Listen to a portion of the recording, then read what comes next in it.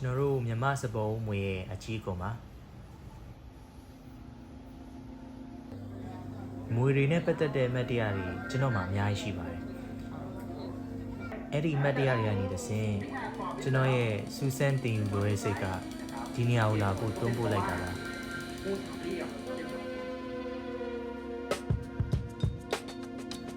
ကျွန်တော်မီးစမ်းကြည့်ချင်နေတဲ့ကနန်းကျုပ်မူကျော်ဆိုင်ရလည်းအနီးနားမှာနေရှိတော့ဒါတွားစားရင်းနဲ့ဒီကွက်တိဒီနေရာကိုအရောက်လာနိုင်ခဲ့တာပဲဖြစ်ပါတယ်ကျွန်တော်ဘာတွေတွေ့ခဲ့ရလဲ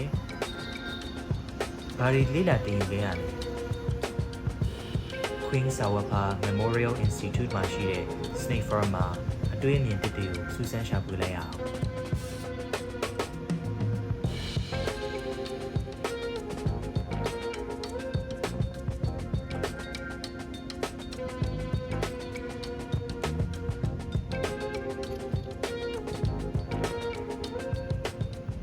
မင်္ဂလာပါခုကျွန်တော် Queen Sawapa Memorial Institute ကိုရောက်နေပါတယ်ကျွန်တော်ဒီမှာမွေလာကြည့်ရပါ Sniffer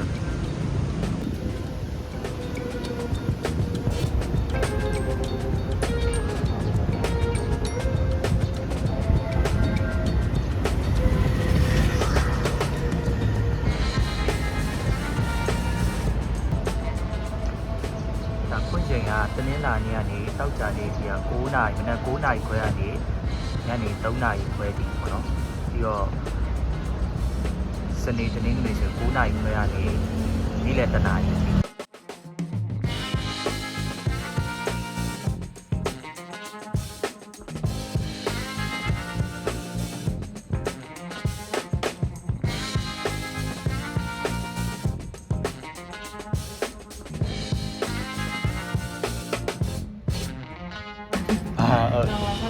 โอเคครับခ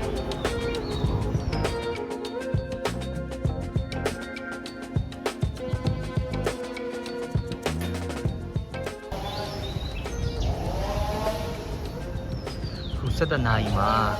Venom Extraction ပွဲပြမှာပေါ့နော်ဆိုတော့ကျွန်တော်အဲ့ဒါအရင်တွားကြည့်လိုက်ဒီ7နာရီလည်းထိုးရမှာဆိုတော့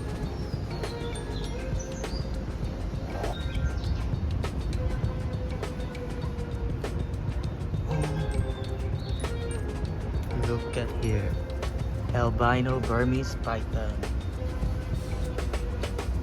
Now, regional the happy warm out we get. Yeah, go happy warm out. The Nazi ali. The maro nene to badi.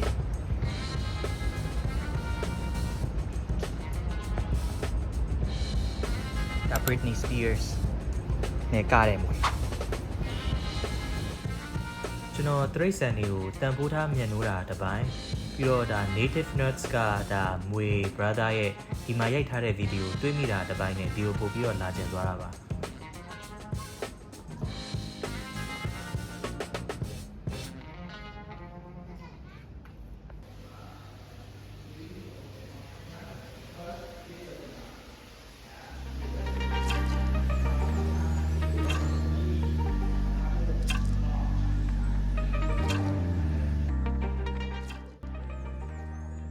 ဒါကတော့ big eyed pit viper လို့ခေါ်တဲ့မွေစိမ်းကြီး6ကနေအစိတ်ထုတ်ထားတာပါဒါမွေစိတ်ထုတ်တဲ့လုပ်ငန်းစဉ်ကတော့ရိုက်ကူးခွင့်မရှိခဲ့လို့ပါဒါကိုယ်တိုင်လာကြည့်မယ်ဆိုရင်ပိုစိတ်ဝင်စားဖို့ကောင်းပါပါခင်ဗျာ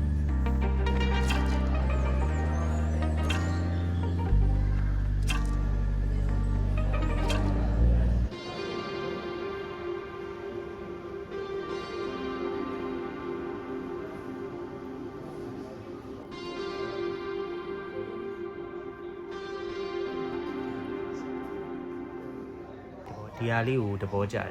long nosed whip snake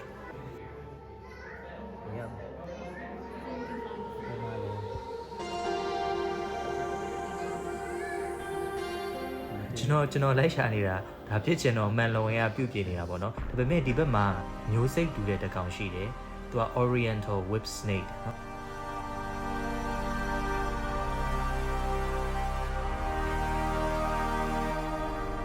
သူတို့ရဲ့ခေါင်းပုံစံကနေတကယ်ကိုထူးဆန်းပါတယ်ဒါတိတ်ရွက်တွေကြားမှာဒါရောနေတာမို့လို့တေချာမရှာကြည့်ဘူးဆိုရင်ဒါမျက်စိရှမ်းသွားနိုင်တယ်ပေါ့နော်တကယ်ကိုဖြောက်တာကျွမ်းကျင်တဲ့မွေပါ ဒီကောင်ကနောက်တစ်မျိုးဒါနာမည်လေးစိတ်ဝင်စားရတယ်ပေါ့နော်ဒါကူကရီပေါ့နော်ကူကရီ snake တဲ့အတန်ထွက်မှန်ရလားတော့မသိဘူးသူတို့ရဲ့သွားပေါ့နော်အင်မတန်မှထက်တဲ့အတွက်ကြောင့်မလို့ဒါငှက်ဥတွေပြီးတော့ဒီသွားတက်တော်တွေရဲ့ဥတွေကိုပေါ့နော်ဒါအလွယ်တကူဖောက်နိုင်စွမ်းရှိပါတယ်တဲ့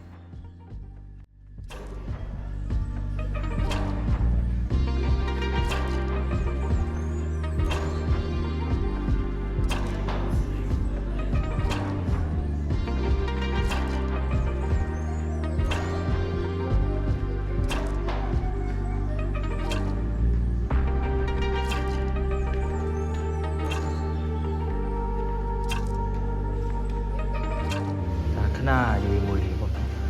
ဒါရေးမွေဒါတွေကရေတွေမှာတွေ့ရတယ်ပြီးတော့ဒီရေတောတွေမှာတွေ့ရတယ်ကျွန်တော်ဒီကောင်ကြီးကိုမြင်တော့လေဒါကြောချမ်းပြီးတော့ငိုခြင်းတလူကြီးဖြစ်လာတာဘာလို့လဲတော့မသိဘူး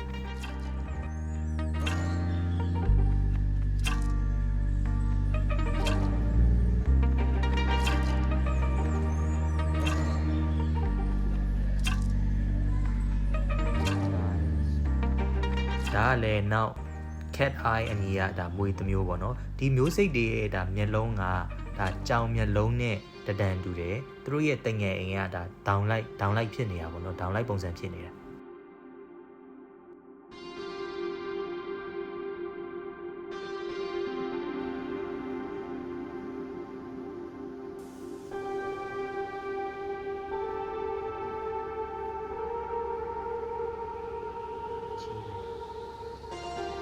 ဒီကောင်လေးကတော့ဒါနည်းနည်းစွာတဲ့ထဲမှာပါတယ်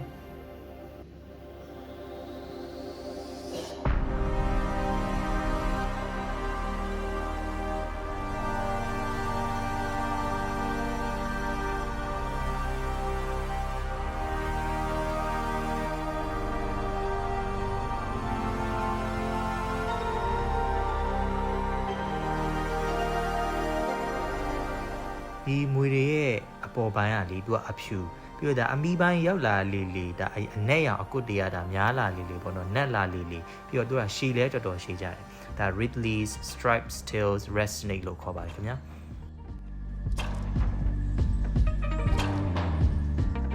သူတို့ပြထားတဲ့ပုံထဲမှာတော့ဒါထိတ်လန့်စရာဖြစ်ပေမဲ့ဒါအပြင်မှာချစ်စရာလေးပါ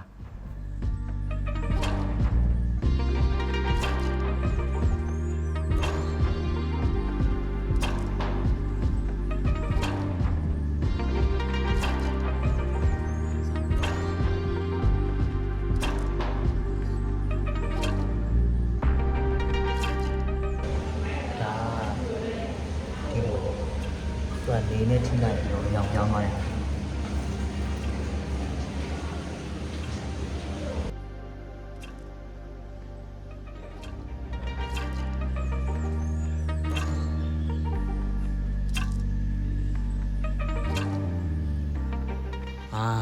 ကျွန်တော်သိပြီဒါဒီမှာပြထားတာပေါ့နော်ဒါအနီရောင်ကဒါအစိတ်ရှိတယ်ဆိုတဲ့မွေတွေကိုပြထားတာအပြာကကြတော့အစိတ်မရှိ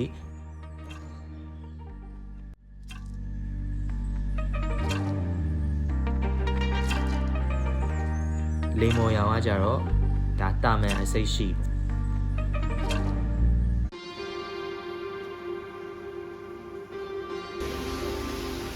ပေါ့ပြီးတော့သူကဒီမှာကိုကြည့်ကျင်တဲ့ဒါမွေတွေကိုဒါဒီမှာနှိပ်လိုက်ပြီဆိုရင်သူရဲ့ဘယ်မှာနေလဲဆိုတာတွေ့ရအောင်ဆိုကျွန်တော်ဒါလေးနှိပ်ကြည့်လိုက်နော်ဟိုမှာလင်းလာတယ်ဟိုထဲမှာနောက်တစ်ခုဒါလေးကပုံစံ Chinese ကြည့်တာတော့ဘယ်မှာလင်းလာဟိုကဟိုမှာ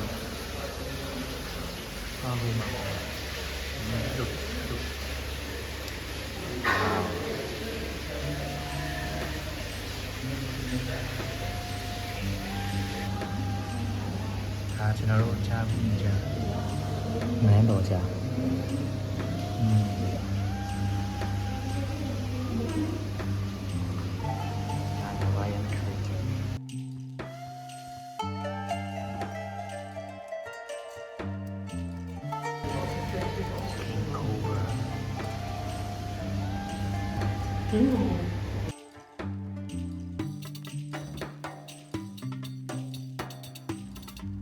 ဒါတွေကခဏအစိတ်ထုတ်တဲ့နေရာမှာသုံးတဲ့ဒါမွေမျိုးစိတ်ပေါ့နော်ဒါမွေစိမ်းမိချောက်ဒါ big eye pit viper တွေပါ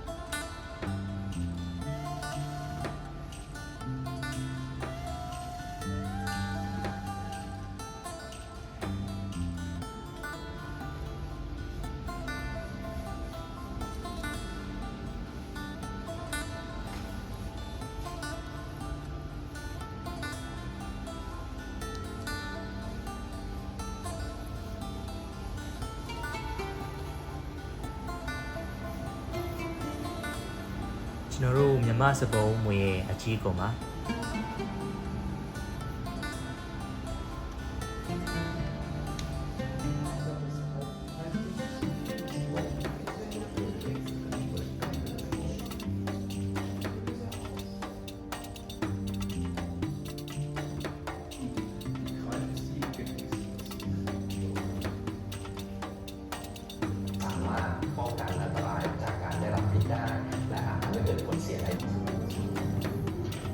မိကုန်းလေးတွေဖြေးလောက်နေပေါ့နော်ဒါစိတ်ကိုထုတ်ဖို့အတွက်တဲ့ဒါစုပ်ထုတ်တာတွေဗဒနဲ့စုပ်ထုတ်တာတွေပြီးတော့ဒါနဲ့ခွဲရမျိုးလုပ်တင်လာတဲ့အေးကမလုပ်တင်ဘူးဒီကလုပ်တင်တာဆိုတော့ဖြေကအေးထင်တယ်အဲ့တော့ yes မလုပ်တင်ပါဘူးတော့ခဏဗီဒီယိုကြည့်ထားတော့သိတာ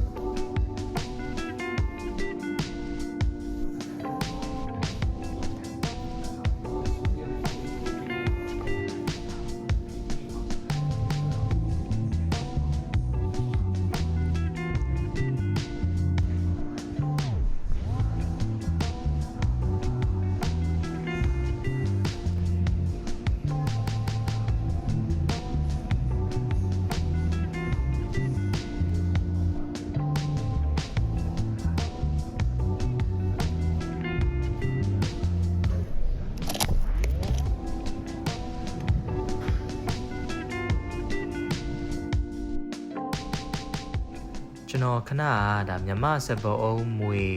ရဲ့ဒါမျိုးပွားအင်္ဂါကိုလည်းကျွန်တော်တွေးခဲ့ရတယ်လို့ဒါအခုကတော့သူတို့ရဲ့အယိုးဖွဲ့စည်းပုံပါ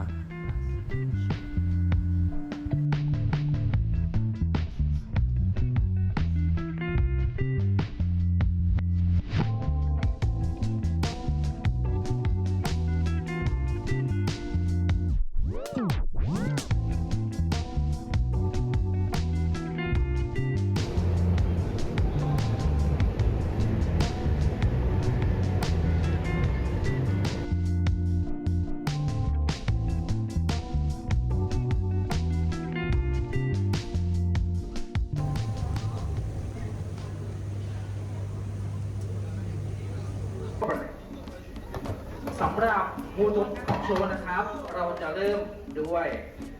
งูพิษสายพันธุ์ที่ยาวที่สุดในโลกงูจงอางนั่นเองตามมาอาชีพเรา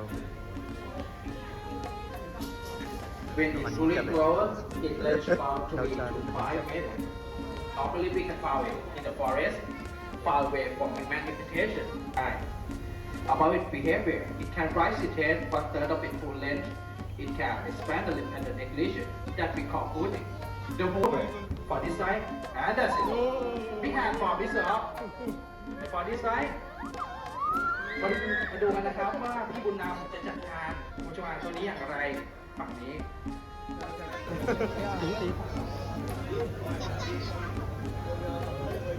ชื่อของเขาก็คืองูเห่าไทยงูเห่าไทยนะครับตัวนี้ just like a king cobra it can rise its head one third of it สำหรับงูนะครับงูเห่าไทยเขามีพิษที่เรียกว่านิวโรท็อกซินเหมือนกับงูจงอางถ้าเกิดว่าโดนกัดก็จะเกิดอาการอัมพาตจากนั้นเราก็สามารถเดินออกไปเฉยๆได้เลยนะครับสามารถเดินจูงชิวๆกลับไปกล่องได้เลยนะครับแบบนี้ big hand forward stop Alright. For the next species, it's a very beautiful snake, right? Black and yellow. สำหรับตัวนี้สีสันสวยงามครับ มีสีดำแล้วก็สีเหลืองนะครับสำหรับตัวนี้นะครับพบเจอได้ทั่วทุกภูมิภาคของประเทศในพื้นที่ที่มีความชื้นสัมพันธ์สูงใกล้กับแหล่งน้ำตามแม่น้ำลำคลองน้ำตกเจอเขาได้นะครับ เขาจะกินปลาน้ำจืดหรือว่างูน้ำเป็นอาหาร เกี่ยวกับพิษของเขานี่นะครับเหตุผลก็เป็นเพราะว่างูสามเหลี่ยมเป็นสัตว์ที่หากินในเวลากลางคืน เวลากลางวันเขาก็จะมีลักษณะพฤติกรรมแบบนี้นะครับ not in the same proportion this one have the deadly thought around the world from this species but you ဒီ never know ငွေမျိုးစားပေါ့နော်ဒါကျွန်တော်နာမည်တော့မမိတော့ဒါသူကြိုက်လို့တည်တဲ့သူမရှိသေးပါဘူးတဲ့ဒါဘယ်သူပထမဦးဆုံးဖြစ်မလဲတဲ့ ในกทมก็สามารถเจอเขาได้เช่นกันพฤติกรรมในเวลากลางวันของเขาก็จะอยู่บนต้นไม้หรือในพุ่มไม้แล้วก็จะลงมาที่พื้นเพื่อหากินเพนอาร์ตสเวลลิงเวลิพีฟูมันแท้เนี่ยทำลายพืชผลทางการเกษตรของเราในเยอะแยะมากรวมถึงเป็นปัญหา ဒါတော့ဒါလင်းမွေပါသူကအစိတ်မရှိပါဘူးတဲ့ဒါပေမဲ့ဒါလူတွေမကြာခဏတက်တာခံရတဲ့ဒါမွေပါတဲ့ဒါသူတို့ကပေါ့နော်ဒါကြွက်တွေကိုအဓိကစားတာဆိုတော့ဒါဂေဟစနစ်အတွက်ဒါအင်မတန်မှအရေးပါတယ်ဒါมวยမျိုးစိတ်တစ်ခု เอาไปทำอาหารนะครับต้มยำหมูสิงกรางหมูสิงเป็นต้นนะครับเป็นงูกินหนูไม่มี ဒီငန်းဆောင်ကဒါရန်လိုတဲ့အပြုအမူရှိပေမဲ့သူတို့ကအစိတ်မရှိပါဘူးဒါတကယ်တမ်းကျတော့သူတို့ကြည့်လိုက်မယ်ဆိုရင်တကယ်ကိုကြောက်စရာကြီးပုံစံဖြစ်နေပေမဲ့ဒါအစိတ်မရှိတဲ့အတွက်ကြောင့်မလို့ဒါအန်ဒီပြုနိုင်ခြင်းမရှိပါဘူးတဲ့ When it is curved, it can perform like this. Curve the neck and try to strike all the time. Local name then called horse cobra or fire cobra. Combine to the สำหรับตัวนี้นะครับเขามีชื่อเล่นด้วย ตามภูมิภาคต่างๆ ก็จะมีชื่อเรียกที่แตกต่างกันออกไปนะครับ ที่โดนกับแสงแดดนะครับ เพราะว่าจะสามารถ ဒီကကြတော့ဒါมวยပြတာပါ อย่างสวยงามนะครับ ความลับเกี่ยวกับเกียรติที่สุดครับ แต่พอเปิดออกมานะครับ มีแค่งูแสงอาทิตย์ตัวเดียวนอนอ้วนอยู่ในกระสอบนะครับ กินงูเห่าเป็นที่เรียบร้อยแล้ว ก็เก่งมากๆสำหรับตัวนี้ alright ครับผม For this one, the blonde here, we already trained it to behave really girly, really docile. And if you want, all of you can take a photo with it.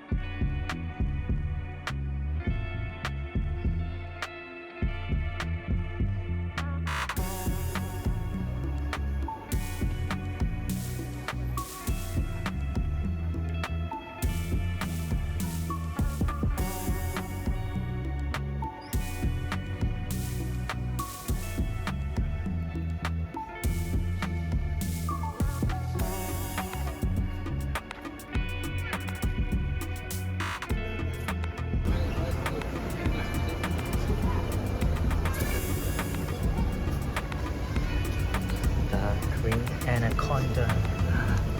Look.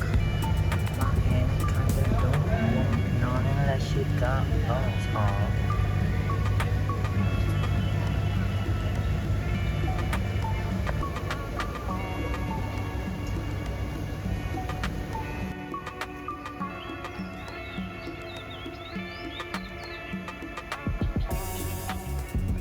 Oh, di ba? Snake house. So, na. ပြထားတဲ့ snake house ဆိုတာဒီလိုထဲမှာဒါမှမွေးကိုထိန်းသိမ်းတာမွေးနေလို့ရဒီမှာမွေးရှိ对呀。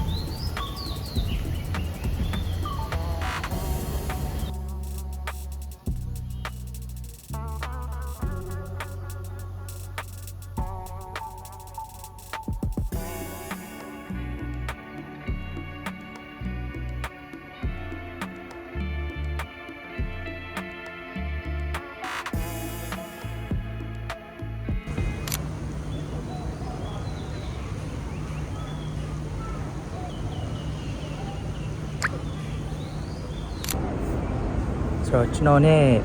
မွေတွေအကြောင်းပြောရရင်ကျွန်တော်မွေတွေနဲ့မစိမ့်ဘူးလို့ပြောလို့ရတယ်ပေါ့နော်ဆိုတော့ကျွန်တော်ငယ်ငယ်တော့ကဒါမွေကိုတက်ပြီးမွေသေးကောင်တက်ပြီးတော့ပေါ့ဒါအိမ်မွေသေးကောင်ဒါပခုံးမှာပက်ပြီးတော့ဒါဓာတ်ပုံတွေလည်းဒါရိုက်ခဲ့ပူတယ်ဆိုတော့ကျွန်တော်တို့နေခဲ့တဲ့ဝင်းကျင်မှာကျတော့မွေပေါ်တယ်ပေါ့ဆိုတော့မွေတက်ပြီးဟေးဆိုရင်တော့ကလေးတစ်ပါးကဒါသွားကြည့်ရတာမဟုတ်ပဲပြီးတော့ဒါမွေဆိုတာနဲ့ဒီမှာလည်းဘယ်မှာလဲလိုက်ကြည့်ပေါ့နော်အဲ့တော့လည်းဆက်စုတာပေါ့ဆိုတော့အဲ့ဒီတော့ကဒါမွေတွေကိုအရင်စိတ်ဝင်စားတာပေါ့နော်ဒါပေမဲ့ကြောက်လဲကြောက်တယ်ဆိုတော့ငန်းတော်ကြားတို့ပြီးတော့မိုးတွင်းဆိုရင်ဒါမွေစိမ်းတို့ရေမွေတို့လည်းဒါခဏတွေ့ရတယ်ပေါ့ဆိုတော့မဲ့ကျွန်တော်ဒီနေရာကနေကြီးလာတဲ့ဒီကာလတစ်လျှောက်မှာမွေတွေနဲ့ပတ်သက်ပြီးတော့ကျွန်တော်တို့မှာဒါအသိပညာဘဝတုတာမရှိဘူးဒါစိတ်ရှိတာတွေအစိတ်မရှိတာတွေဒါဘာမှမသိဘူးပေါ့နော်ဆိုတော့မွေမြင်တာနဲ့ကိုကြောက်ပြီးတော့ဒါတက်တာပဲပေါ့အရင်တော့ကကျွန်တော်မွေတွေကိုဆိုရင်ကြောက်เสียယွန်းเสียတတဝါတကောင်လို့တွေ့တာနဲ့တက်ကိုတက်ပြရမယ်ဆိုတဲ့တတဝါတကောင်လို့ကျွန်တော်ထင်မြင်ခဲ့တာပါဒါကြောင့်ကျွန်တော်မွေတက်ရရင်ကိုပျော်เสียအတွေ့အကြုံတစ်ခုလိုမျိုးကလေးတစ်ပါးကထင်မဲ့ခဲ့တာပေါ့ဒါပေမဲ့အဲ့ဒီပျော်ရွှင်မှုကအသိပညာနယ်ပါမှုကနေလာတယ်ဆိုတာကိုမသိခဲ့ဘူးကြီးလာတော့မှတဖြည်းဖြည်းအသိပညာကျယ်ပြန့်လာခဲ့ရတာပေါ့နော်ပို့ပြီးတော့ဒီနေ့ဒီကိုလာလေးလာစူးစမ်းတဲ့အခါမှာမွေတွေရဲ့တဘာဝရှင်တန်နေထိုင်မှုပုံစံတွေသူတို့ရဲ့အရေးပါပုံတွေကိုဒါမျက်မြင်တွေ့လာရတော့ကျွန်တော်ရဲ့ဒါပြောင်းလဲခဲ့တဲ့အမြင်တွေကပို့ပြီးတော့ခိုင်မာသွားခဲ့ပါပြီပြီးတော့မွေတွေနဲ့ကြုံလာရင်ကိုအန်ဒေကင်းအောင်ဘယ်လိုတက်နိုင်သမျှကာကွယ်ရမလဲဆိုတဲ့အပိုင်းကိုလည်းဒါသိရှိလာခဲ့ရပါပြီခု3နာရီကျော်နေပြီပေါ့နော်ကျွန်တော်နေ့လည်စာဘာမှမစားရသေးဘူးခုကျွန်တော်ဒီနားလေးမှာဒီ snake farm နဲ့နေရပေါ့နော်ဒီရှေ့နားလေးမှာဒါကျွန်တော်စားကျင်နေတဲ့ဒါကနန်းပြောပြမယ်ကနန်းနဲ့ omelette ပေါ့နော်ဆိုတော့ဈေးလက်တက်တာတယ်ဆိုတော့ကျွန်တော်သွားစားကြည့်ကျွန်တော်လမ်းလျှောက်လာတော့ဒါ Chatrium Square မှာဒါစာအုပ်ရောင်းပွဲရှိနေလို့ခဏဝင်ကြည့်လိုက်ပါတယ်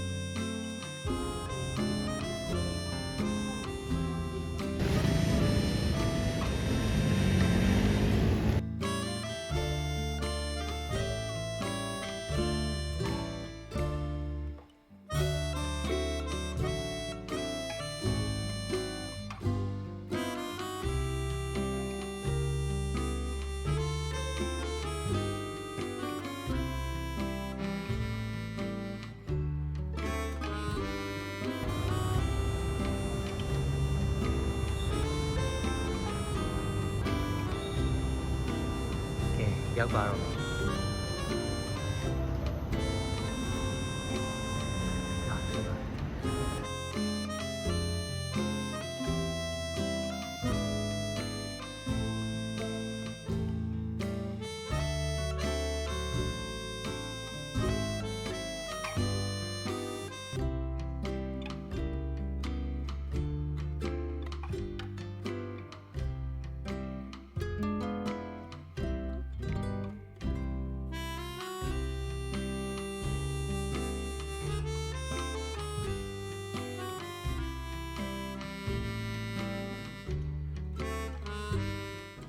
ကျွန်တော်တောင်းတနေတဲ့အရာတစ်ခုကိုဒါရလိုက်တဲ့အချိန်မှာပေါ့နော်ကျွန်တော်စပြီးတော့ဒါကိုပါဇက်ထဲထည့်လိုက်တဲ့အချိန်မှာအင်မတန်မှကိုတွင်တွေ့ခဲ့ပါတယ်ဒါထိုင်းအုံတို့ဟင်းကိုမှာဒါကြက်ဥမကြက်တကြက်မွေကြောမှာဒါကနန်းသားတွေထည့်ထားတာပေါ့နော်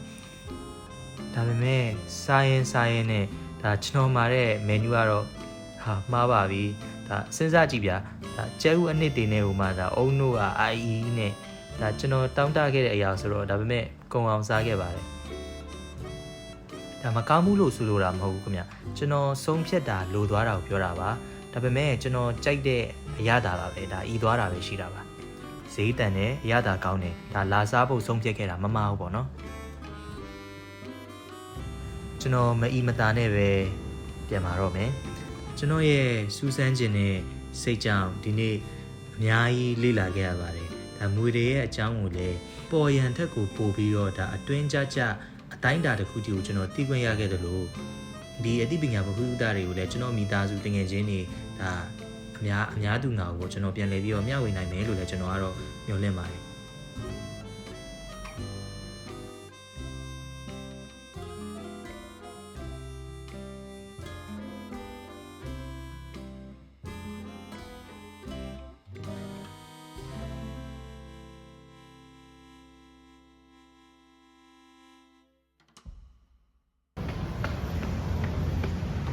မြေရောက်ရထားအတူတွေရဲများပြီးကြက်နေလို့ကျွန်တော်ဘတ်စကားနဲ့ပဲပြန်တော့မယ်ဘိုင်ဘိုင်